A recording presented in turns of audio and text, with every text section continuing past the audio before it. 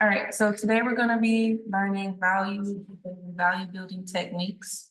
The first thing we're gonna do is sketch a rectangle at the top of our paper, very lightly.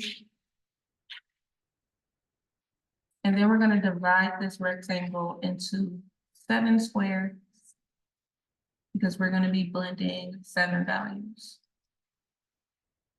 I'm gonna label my values 1 to 7. And label this one value scale. So we're gonna do a monochromatic value scale. This one is gonna be just black and white. So black and white are neutral colors. They're not technically regular colors, they're neutral. So what I'm gonna do is make different shades of gray using white and black. Now, before I start mixing, I'm gonna paint in box number 1 with the color white.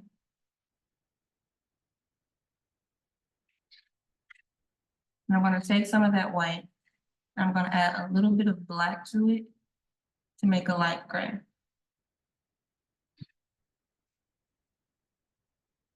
Now, if you have a pink palette or some kind of painting mixing stick, this would be better to mix on, but I'm using wax paper in my paintbrush. Now, this shade of gray is a little too light, so I'm gonna add some more white to it.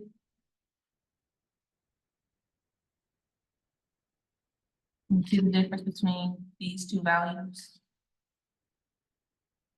So I'm gonna use this value for box number 2.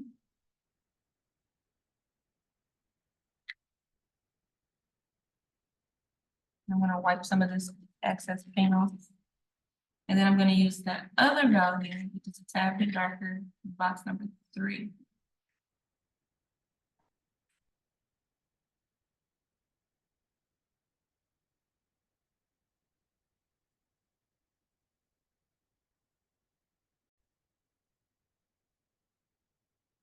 All right, so now I'm going to get some more white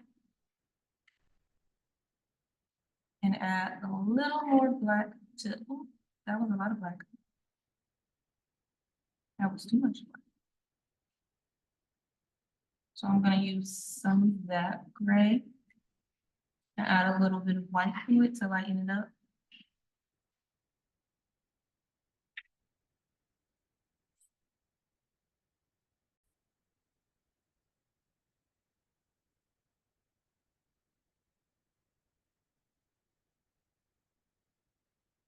Now, when you're mixing colors, it's very important that you rinse off your paintbrush.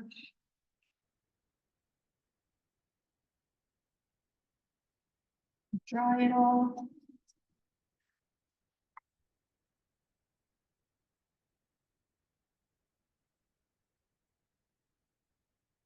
Now, I want these last values to be much darker.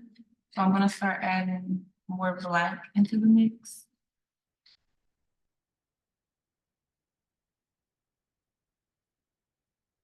Until I get to a pure black color.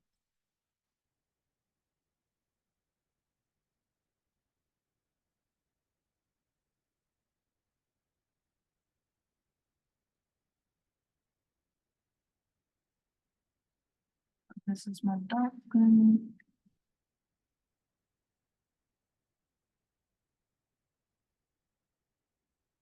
And then I'm going to switch to using black.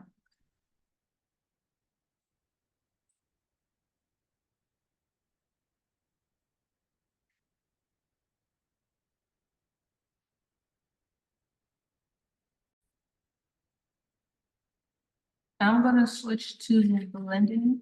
I'm sketching another rectangle. And I'm going to divide the rectangle into 7 more boxes like we did at the top.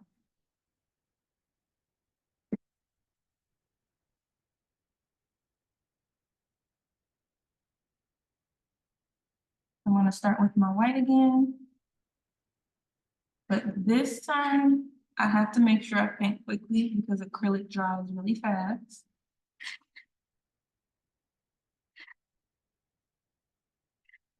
And I'm going to place these 2 colors next to each other. Then I'm going to take my paintbrush and blend back and forth. in the middle of these two values.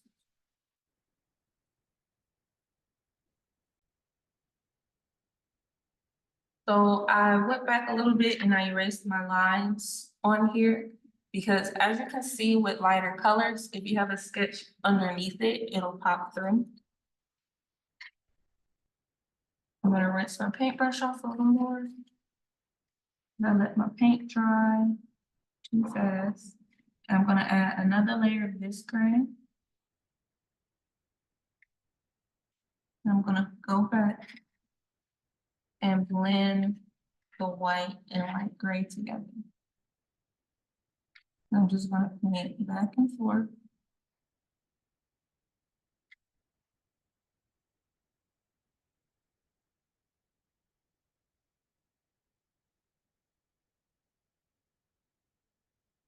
And now I'm creating what's called a gradient.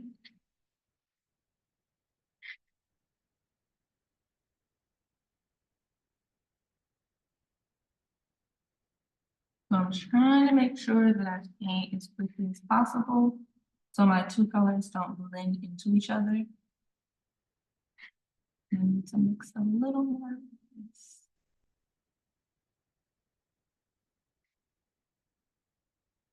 And again, I'm just gonna slowly paint back and forth on these two edges to blend them together.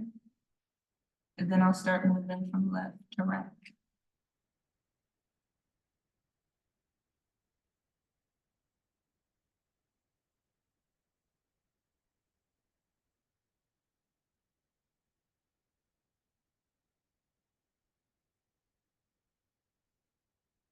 Now, since my color is getting darker and I want to blend these two values together, I'm going to pick up that last shade, shade number 3, or value number 3. And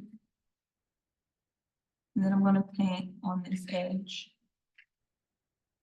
to try to mix those two values together. And you'll see me going back and forth between the two values, just so I can get it even and smooth blend.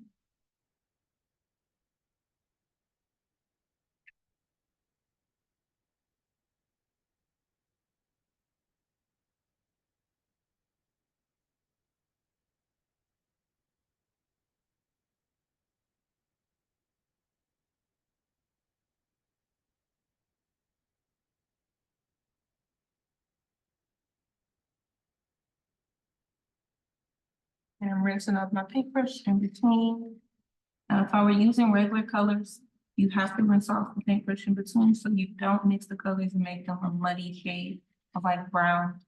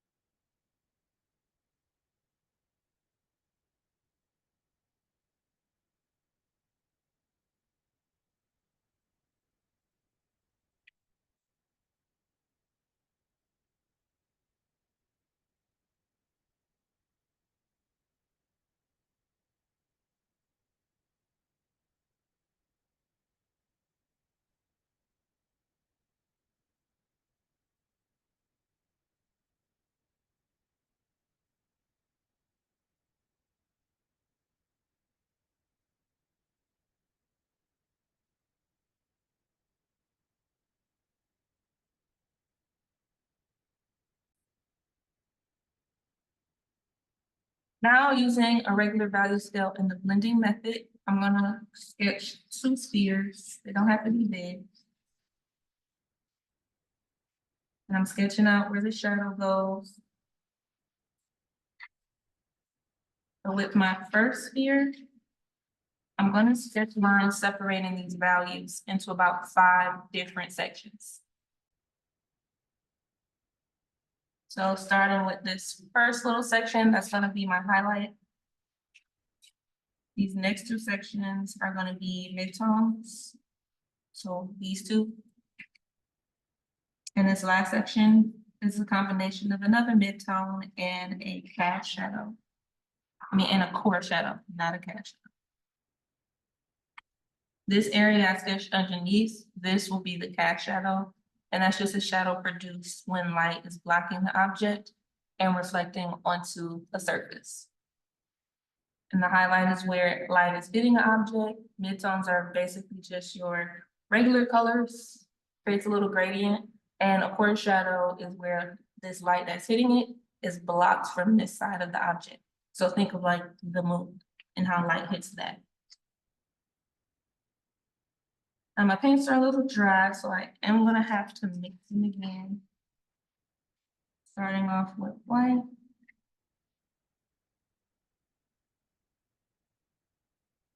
I'm just gonna add a little bit of black, a little bit of black. And that was still too much. So I'm gonna go back in, mix some more white. This is gonna be my highlight. Actually, I'm gonna use that for a mid-tone. I'm gonna use white for my highlight. And I'm gonna paint that here. Now with this first sphere, we're not blending any of these edges. We're gonna do it just like this first value scale.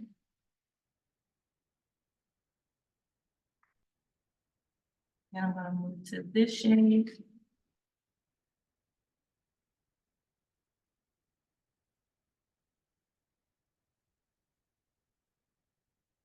This is gonna be one of my midtones.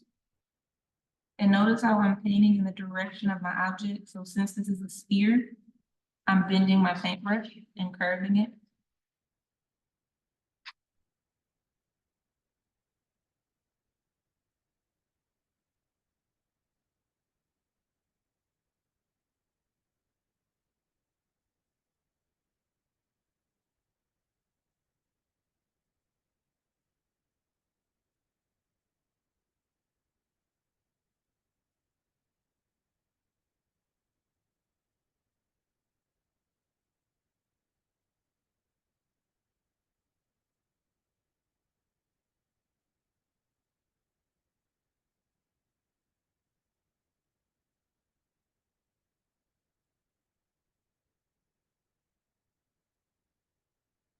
So I have my highlight, my two midtones.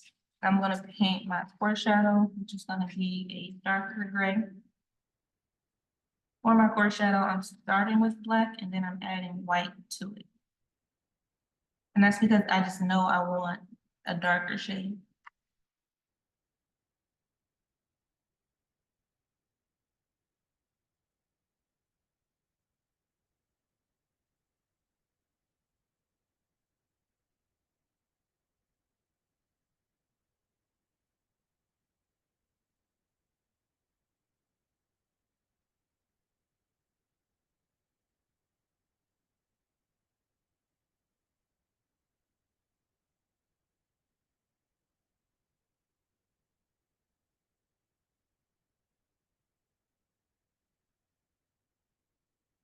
I'm gonna go back and try and fix the shape of the sphere because it is a little wobbly.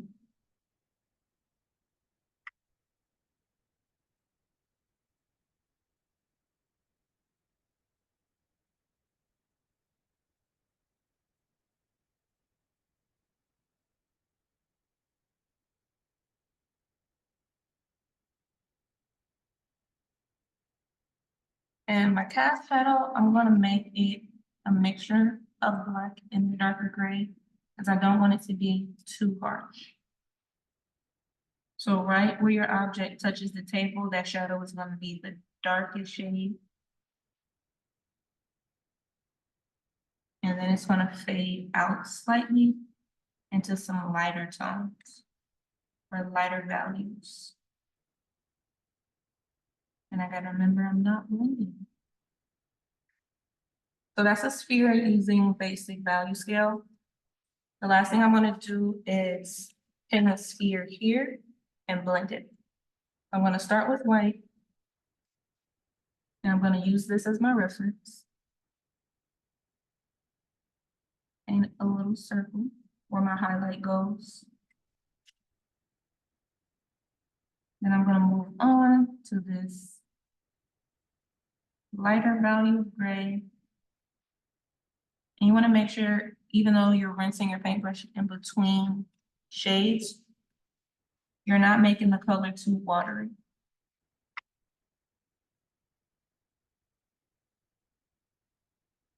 So just like we did on the left sphere, I'm creating a hard edge between the white and gray.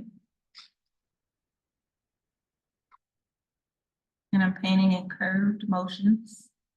But to blend it together, while the paint is still wet, I'm gonna take some more white, add it on the edge, dry my paintbrush, and I'm just gonna paint back and forth on the edge of those two values.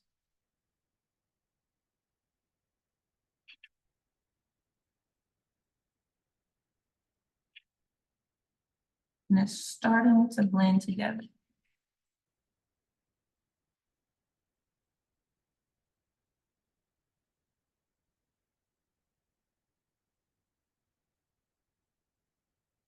I'm gonna move on to my next value. And again, with acrylic, you have to paint quickly. So I'm gonna try to mix a new value of gray.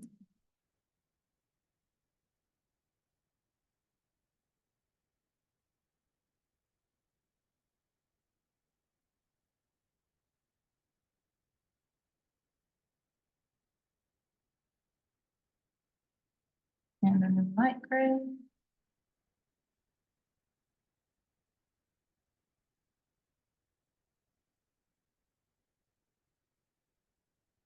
Now I'm gonna paint on this edge, making sure I curve around the sphere.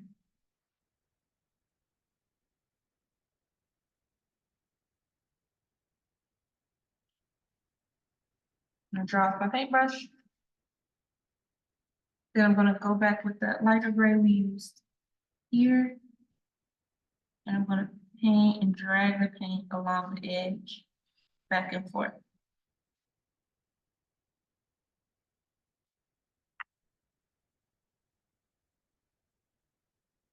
You're gonna keep repeating this step all throughout the sphere.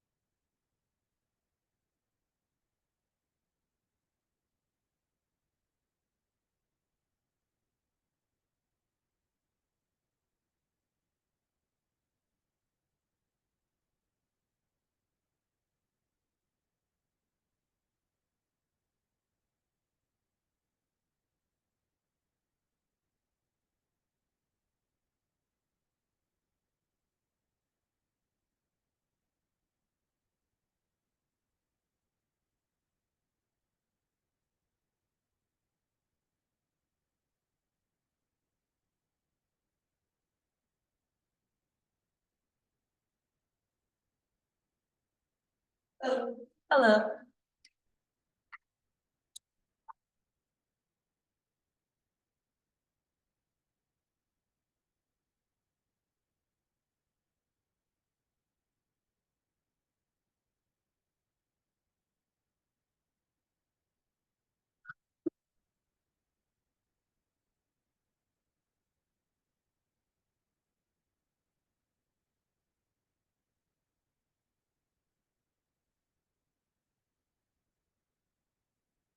Now I have my blended sphere. I'm gonna go back and add what's called a reflective light. And instead of using pure white, I'm gonna use a lighter gray. And reflective light is light that is created when this light hits an object, but light also hits a surface and bounces back onto that object. I'm just gonna pat it in.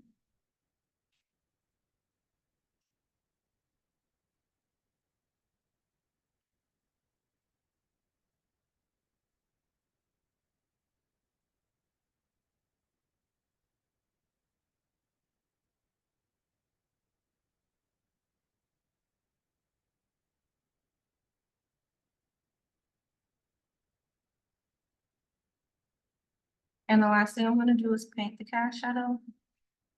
Instead of using pure black, try to use a darker gray underneath.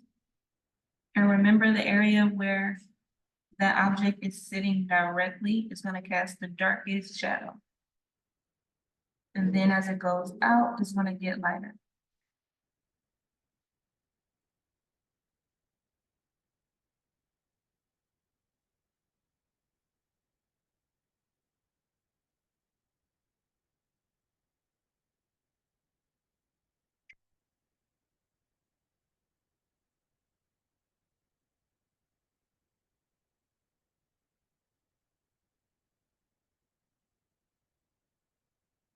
And that's it.